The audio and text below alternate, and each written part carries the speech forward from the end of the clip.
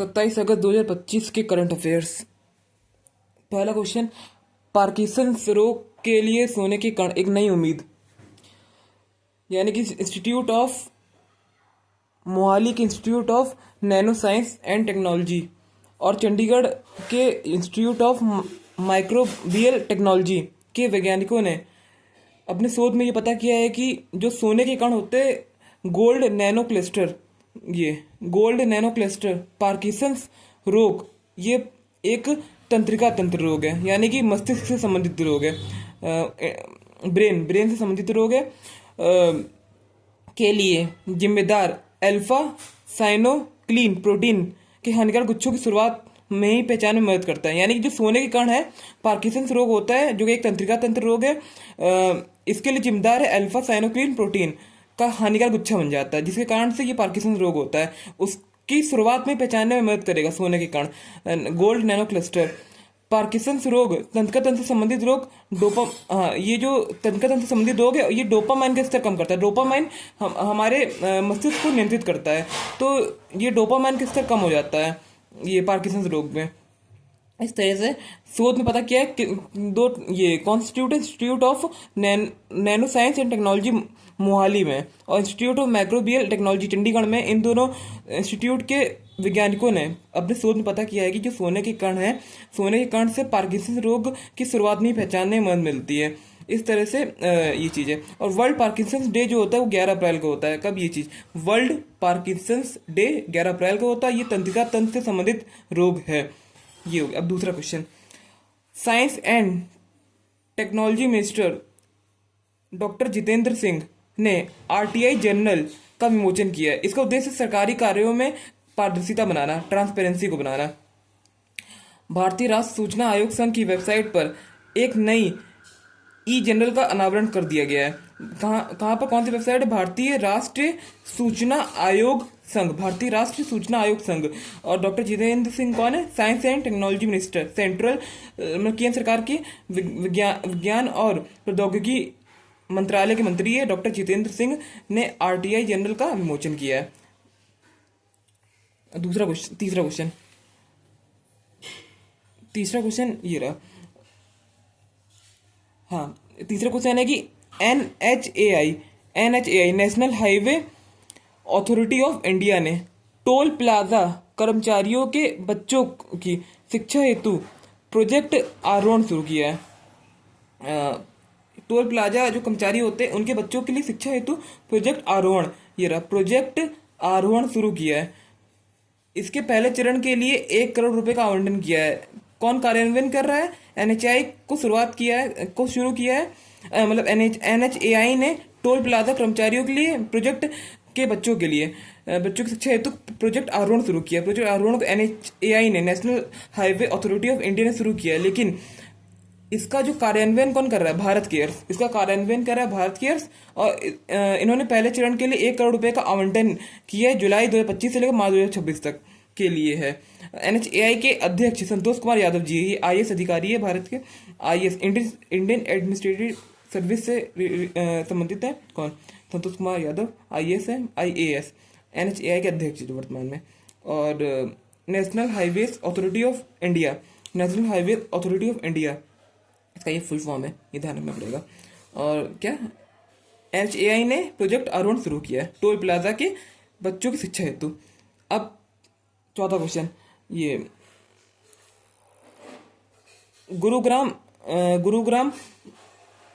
में national highway 48 पर, गुरुग्राम में जो हरियाणा में, नेशनल हाईवे 48 पर 4 फ्लाईओवर और फुट ओवर ब्रिज की आधारशिला रखी किसने? श्री हर्ष मल्होत्रा। गुरुग्राम में नेशनल हाईवे 48 पर 4 फ्लाईओवर और 9 फुट ओवर ब्रिज की 4 फ्लाईओवर ब्रिज है और 9 फुट ओवर ब्रिज की आधारशिला रखी है श्री हर्ष मल्होत्रा, केंद्रीय सड़क परिवहन और राजमार्ग तथा कोऑपरेट कार्य राज्य मंत्री है। क्योंकि जो केंद्रीय सड़क परिवहन और राजमार्ग मंत्री नितिन गडकरी है, लेकिन वो नागपुर निर्वाचन क्षेत्र से सांसद है।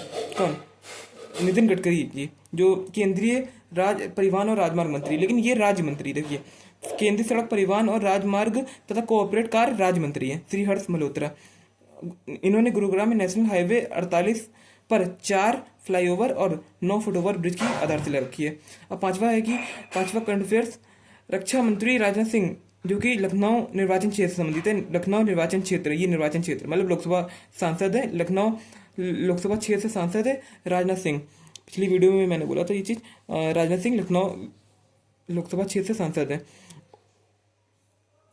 की उपस्थिति में बहु mission stealth frigate INS Vidyagiri व INS हिमगिरी, उदयगिरी INS उदयगिरी, ये उदयगिरी है, व INS हिमगिरी को विशाखापत्तनम में भारतीय नौसेना को सौंपा गया है।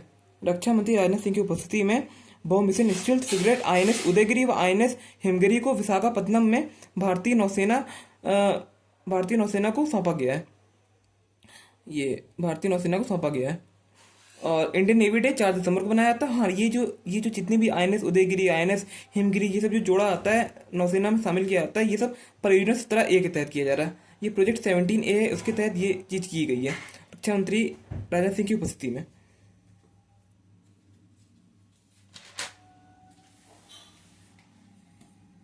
नेक्स्ट क्वेश्चन, केंद्रीय अल्पसंख्यक कार्य राज्य मंत्री श्री जॉर्ज कुरियन की अध्यक्षता में, ये केंद्रीय अल्पसंख्यक कार्य राज्य मंत्री श्री जॉर्ज कुरियन, इन्होंने केरल के कोच्चि में आयोजित नेशनल अल्पसंख्यक विकास एवं मतलब राष्ट्रीय अल्पसंख्यक विकास एवं वित्त निगम के दक्षिणी क्षेत्र की राज्य चैन लाइनिंग एजेंसियों की क्षेत्रीय समीक्षा 26 अगस्त को की है।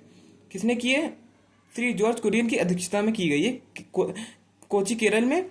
किस लिए, क्या आयोजन था? राष्ट्रीय अल्पसंख्यक विकास एवं वित्त निगम के दक्षिण क्षेत्र की राज्य चैन लाइनिंग एजेंसियों की क्षेत्रीय समीक्षा के लिए। ये एजेंसी लिखा हुआ है, एजेंसियों।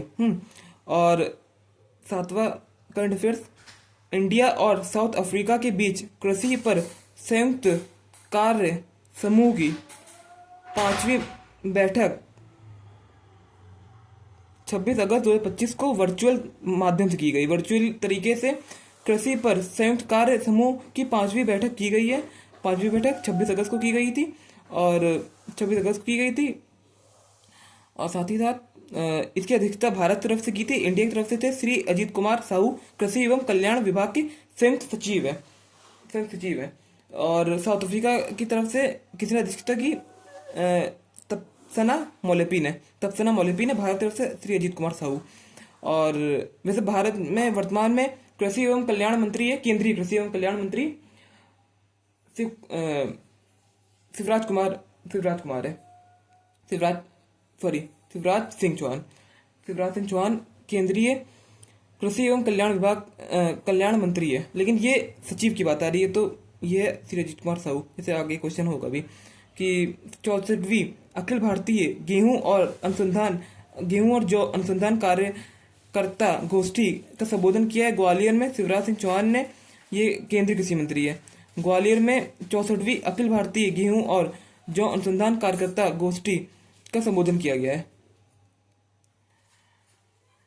भारतीय गेहूं और जौ अनुसंधान संस्था करनाल हरियाणा 64वीं अखिल भारतीय गेहूं और जौ अनुसंधान कार्यकर्ता गोष्ठी का संबोधन किया ग्वालियर में शिवराज सिंह चौहान कृषि मंत्री ने किया है। जबकि भारतीय गेहूं और जौ अनुसंधान संस्था जो है वो करनाल हरियाणा में।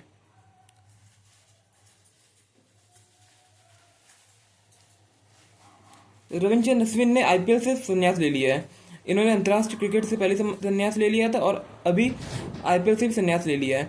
IPL 2025 जो होता है वो 18वां एडिशन था और अब की बार RCB जीती है, रॉयल चैलेंजर बेंगलोर।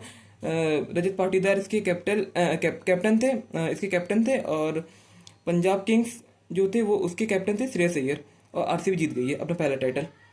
इस तरह ये 8वीं टीम बन गई है जो विजेता बनी है। मतलब RCB का पहला टाइटल और 8वीं टीम बनी है जो विजेता है। जब सब मिला जैसे पहले जैसे कि मुंबई, डेक्कन चार्जर्स, जितनी भी टीम ऐसे बनी है KKR जीत चुकी है। RCB 8वीं टीम है जो विजेता बन चुकी है और RCB जीती जबकि 18वां एडिशन था। और रविचंद्रन अश्विन ने IPL से संन्यास ले लिया है।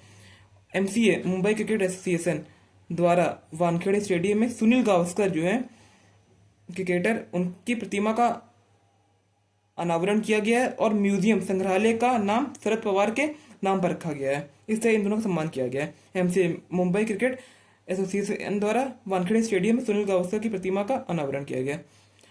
अब हर साल 23 सितंबर को Ayurveda day national Ayurveda day यानी कि 23 सितंबर को राष्ट्रीय आयुर्वेद दिवस मनाया जाएगा, ये घोषणा की गई है। अब हर साल 23